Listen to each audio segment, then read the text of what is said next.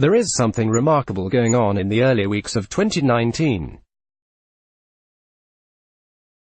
Here is a list of the best offenses in the past 100 years, ranked by the weighted runs created formula at FanGraphs. WRC adjusts for the league run environment and home park, with 100 being average. 2019 Astros 133, 1927 Yankees 126, 1930 Yankees 124, 2017 Astros 122, 1976 Reds 120, 1982 Brewers 120, 2003 Red Sox 120. And here are the worst offenses: 2019 Marlins 65, 1920 Athletics 67, 1963 Mets 69, 1952 Pirates 70, 1965 Mets 71, 1930 Red Sox 71. I'm not surprised to see the Marlins atop the worst offenses list, considering they are averaging a feeble 2.69 runs per game, an almost unfathomable total in the 2019 version of baseball. After all, the Astros are averaging 1.88 home runs per game after swatting 4 more in an 8-1 victory over the Tigers on Monday. The Astros have hit 30 home runs in their last 10 games, their most in any 10-game span in franchise history. Alex Bregman has a team-high 7 of those 30 HR and 8 total HR this month, already his second most homers in any month of his career, 11 HR in June 2018. pic.twitter.com/FMCS5PW35L ESPN Stats. Weighted runs created is not based on runs, however, and the Astros fare much better than the ranges in the triple/slash lines. Astros .281, .353, .507 ranges, .245, .330, .443. The ranges are 7th in the majors in ops but first with runners in scoring position, which is why the scoring so many runs.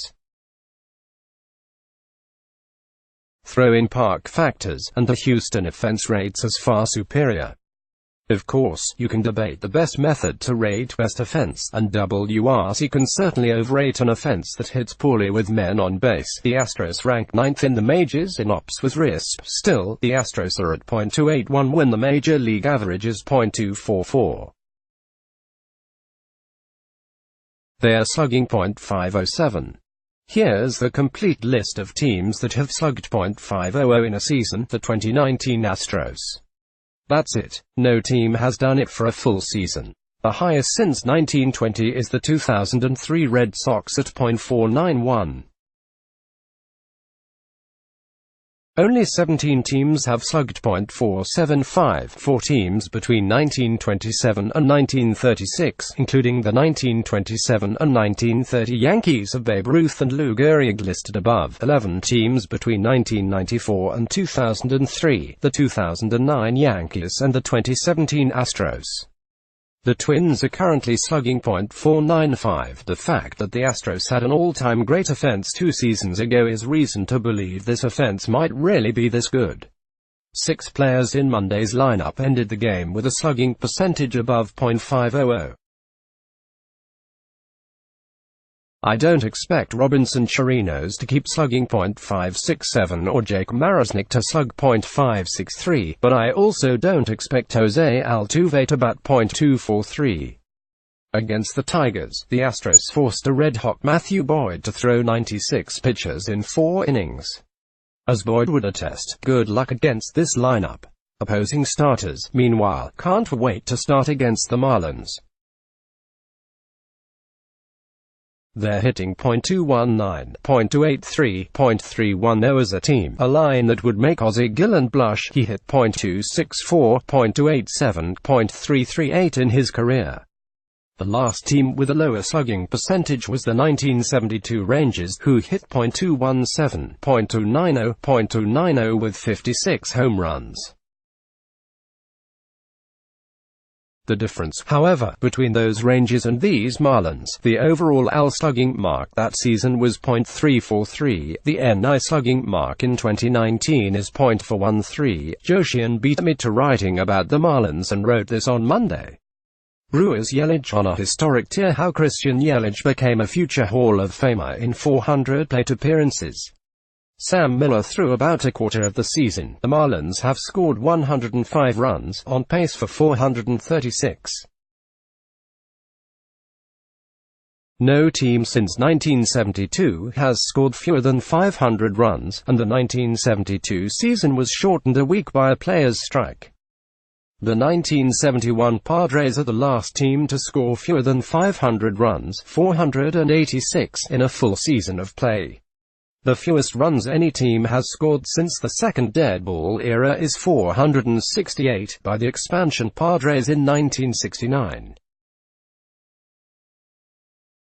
Just one team in the last 100 years has scored fewer than 450 runs, and that was the 1942 Phillies, a terrible team playing with altered baseballs during World War II. The Marlins, of course, are getting to hit the cork-scented, rubber-cushioned, low-seamed nitro ball of 2019, which makes their efforts all the more impressive. When you compare them to their peers, you begin to understand just how bad they are.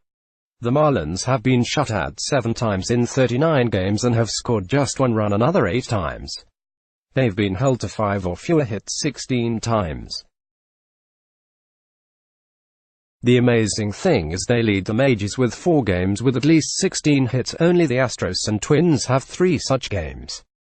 As we always say, you can't predict baseball. Showtime. Do you want to see a highlight of Shohei Ohtani hitting a home run? Yes, you do. Sayonara. Tommy La Stella added his 10th home run in the Angels' 5-4 victory over the Twins. That matches his career total entering the season, accomplished in 947 plate appearances. Speaking of bad offense, the White Sox beat the Indians 5-2 as Reynaldo Lopez allowed just 2 hits in 7 2/3 innings. The Sox hit 4 home runs off Shane Bieber, 2 from Yoan Moncada. At Y Moncada 19 stole the show tonight, recording his second career multi-homer game. pic.twitter.com/O3VHYJOZ. Chicago White Sox at White Sox, May 14, 2019. For the slumping Indians, Terry Francona moved Jose Ramirez from 3rd to 5th in the order. It didn't work, as Ramirez went 0 for 4 and is hitting .193, .291, .293. I get that, though, maybe take some pressure off Ramirez or something.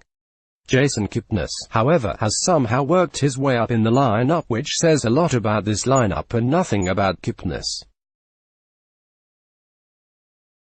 How long do the Indians stick with him? His past 3 seasons, 2017, .232, .292, .414, 81 ops, 2018, .230, .315, .389, 89 ops, 2019, .198, .281, .267, 49 ops. That's more than 1,000 plate appearances of bad hitting. Kipnis had a few really nice seasons for Cleveland, but his last one came in 2016. At least with Ramirez, you can hope he finds his 2018 stroke again.